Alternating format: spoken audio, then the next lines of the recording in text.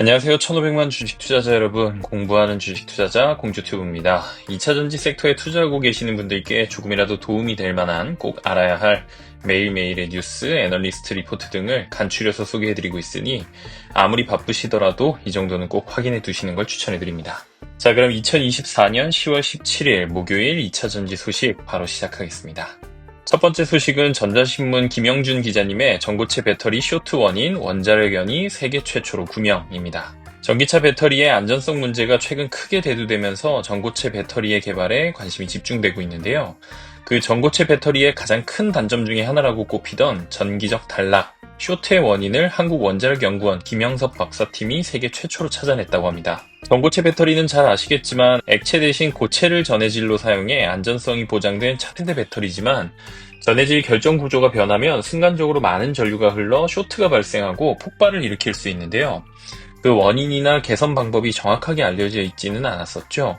연구팀은 중성자 빔으로 고체 전해질 결정 구조 내부 리튬 양을 정량화하고 X선으로 고체 전해질의 표면 연마 정도에 따른 결정 구조 변화량도 정량화해서 이 과정에서 고체 전해질 합성에 사용한 리튬의 양과 연마 정도에 따라 고체 전해질 표면 결정 구조 일부가 변화하는 현상을 발견했다고 합니다. 복합적인 변수를 제어해 결정 구조 변화 유발 요건을 알아낸 것은 세계 최초입니다. 여기에 더해 고체 전해질 제조 단계에서 쇼트를 예방할 수 있는 개선 공정도 개발했다고 하는데요.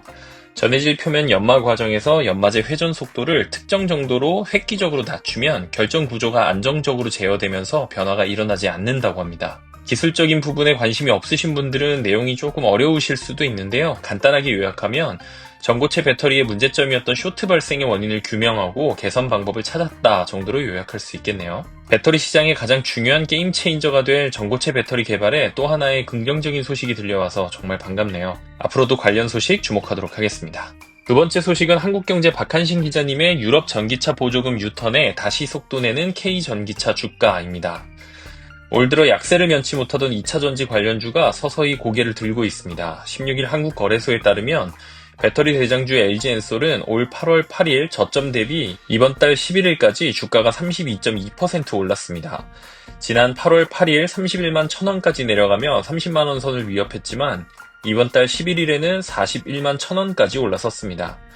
올해 낙폭이 더 컸던 양극재 업체들도 일제히 반등하고 있는데요. LNF는 같은 기간 29.1% 뛰었고 포스코 퓨처엠은 23.6% 상승, 에코프로비엠도 8.7% 올랐습니다. 이는 유럽 전기차 지원 정책 훈풍덕으로 보입니다. 독일 집권당이 기업용 전기차 구매에 보조금을 주고 리스 차량에는 전기차 구매 의무 비율을 적용하는 내용의 정책을 내년부터 중점적으로 추진할 것으로 보이고요. 최근 유럽연합 내에서 전기차 정책을 담당하는 위원회 3곳 모두 전기차를 통한 탄소 배출 억제를 강조하는 위원들로 구성되는 등 지난해 말 독일 정부가 돌연 전기차 보조금을 중단하면서 시작된 전기차 수요 둔화 현상을 되돌릴 만한 흐름이 감지되고 있는 겁니다.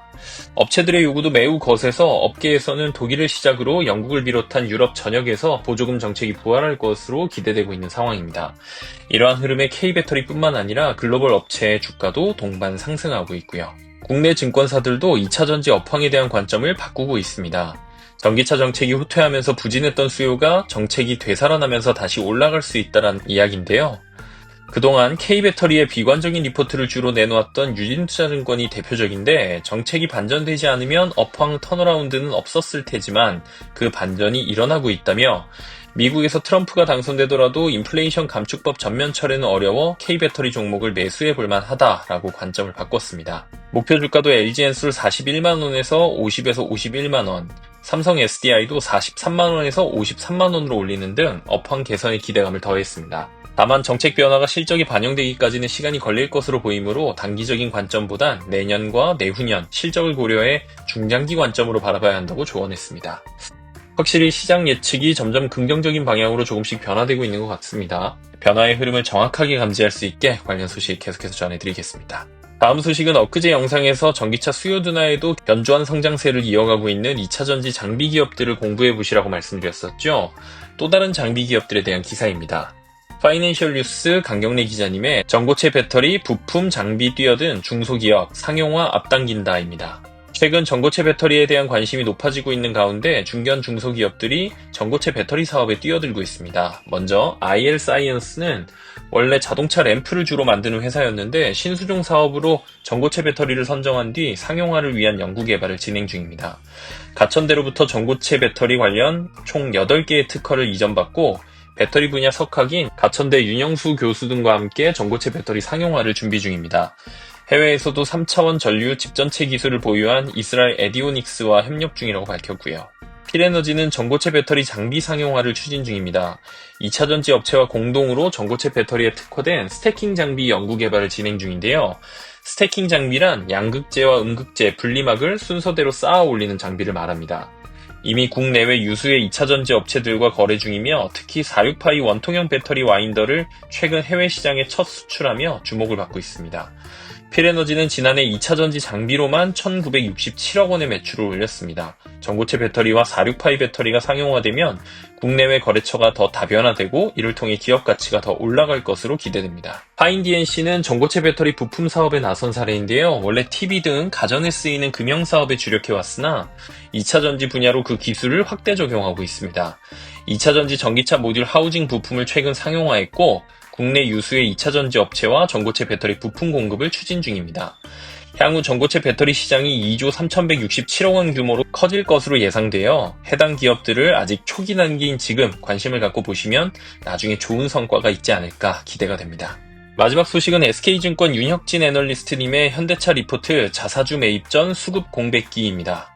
현대차의 2024년 3분기 매출액은 42.8조 원, 영업이익은 3.8조 원으로 컨센서스 대비 매출액은 유사한 수준, 영업이익은 소폭 하회가 예상됩니다. 해외 판매, 특히 유럽의 경기 침체로 인한 판매가 10%가량 줄었으나 중요한 친환경차 판매량이 20.8% 증가한 20.3만 대로 사상 최대치를 기록했습니다. 하이브리드차 판매량이 40% 넘게 증가한 덕을 톡톡히 봤네요.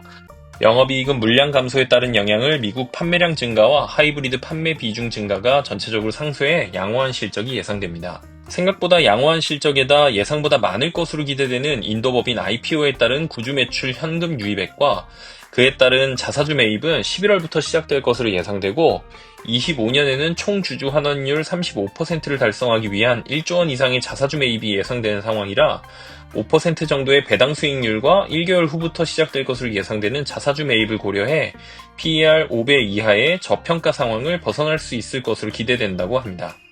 현대차 매수를 고려하고 계시는 분들은 긍정적으로 참고해 보셔도 좋을 것 같네요. 오늘 준비한 소식은 여기까지입니다. 조금이라도 도움이 되셨다면 좋아요만 한번 꾹 눌러주시면 영상 만드는데 정말 큰 힘이 될 것 같습니다.